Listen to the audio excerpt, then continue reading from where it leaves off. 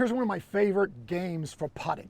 Now, a lot of times when we putt, we get in this range where we're fairly close to the hole. This is actually 8 feet.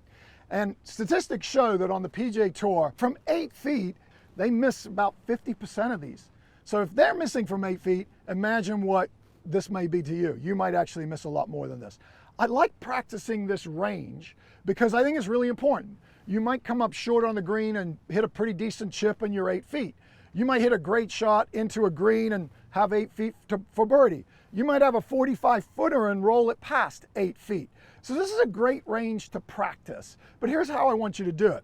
I've got these long tees. You might find these are kind of goofy things, but get yourself some chopsticks, just some chopsticks or some big tees.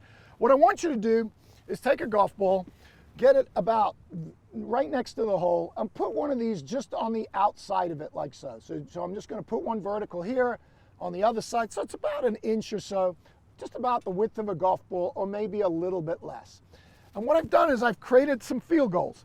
So from my 8 feet mark right here, I've got some field goals.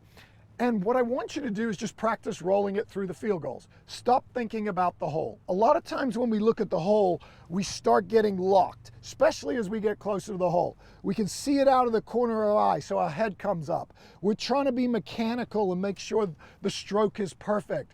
What I want you to do in this exercise is just look at those field goals and see how many field goals you can make.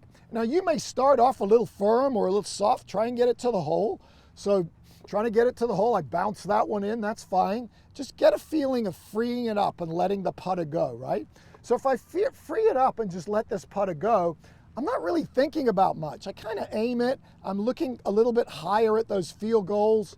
But you know, you can see, because I'm not so conscious of the hole so much, I'm actually talking my way through this.